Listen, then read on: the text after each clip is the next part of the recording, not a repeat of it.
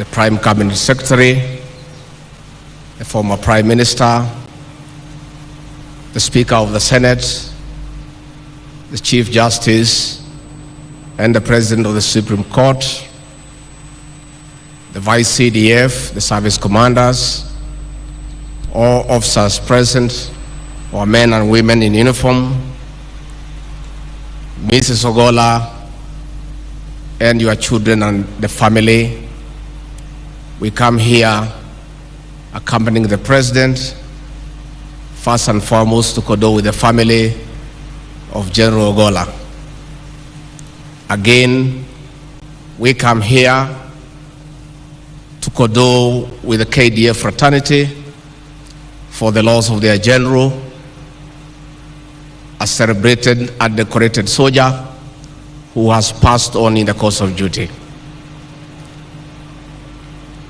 Your Excellency, as we condole the family and the KDF family, let me also, on behalf of the executive, take this moment to condole with you as the Commander-in-Chief of Kenya's Defense Forces for the loss of your CDF, whom you considered as a loyal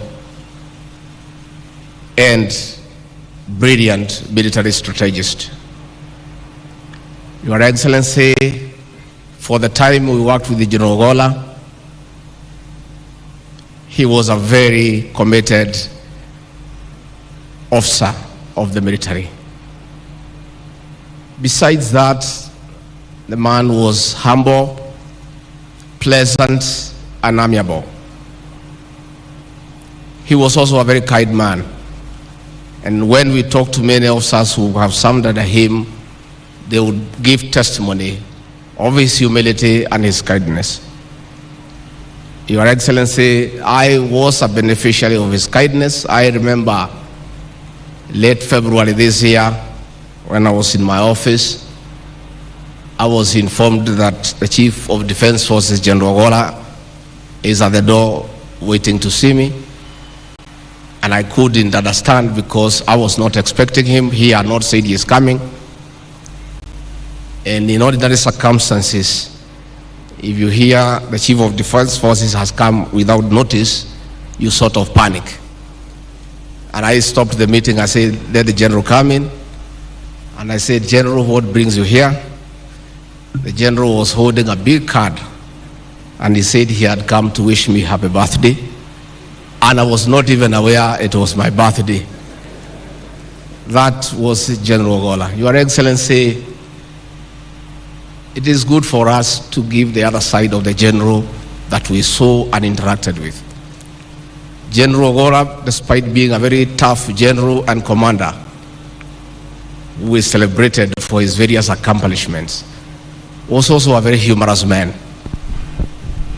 He was full of very good jokes. And many a time in tense situations, he would make everybody feel comfortable. Many a time as we waited at the airport, Your Excellency, to welcome you or to see you off to foreign countries, the General would keep us busy with many good stories and keep us entertained. And I do remember one such day when you left, and we were left there, and we were in a hurry to leave as you took off. And he told me, Mr. Deputy President, it is good for me to inform you that when you are in a military facility and the Commander-in-Chief is away, I am the senior most military officer here, and all of you take orders from me, and you only leave when I tell you so. And after we stayed for a while, he said, you may now take off. I give you fallout. And that was a tradition for the days we stayed with General Ogolla. We were there with Professor Kindiki, the leader of majority, and all these politicians who are not very accustomed to orders.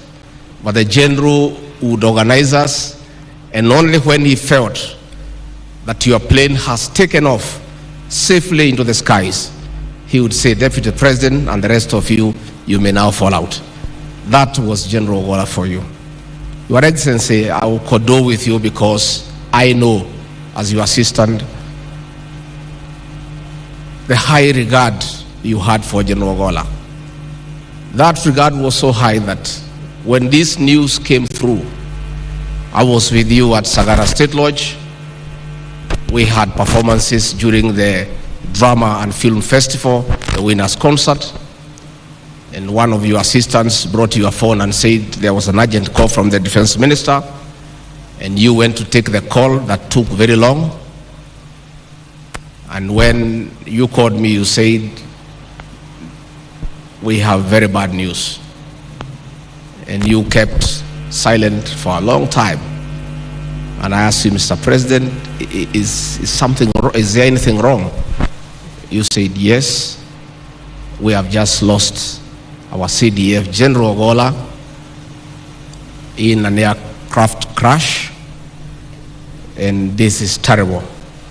And I have stayed with you for many years, and I can testify to the people of Kenya that if there's one happening that really brought our president down emotionally, was the death of General Ogolla. And Your Excellency, yesterday, as we visited the home of General Ogolla, I was very elated because of a decision you made last year. When we had a working tour in Nyanza, you told us that General Ogolla is a very likable person. He has brought value to your government, and you felt that we needed to know his home and go and visit his family. And we did go to Siaya, and Mrs. Ogolla treated us to a sumptuous meal for dinner. We had great conversation with the family, with the Joel and the mother and the general.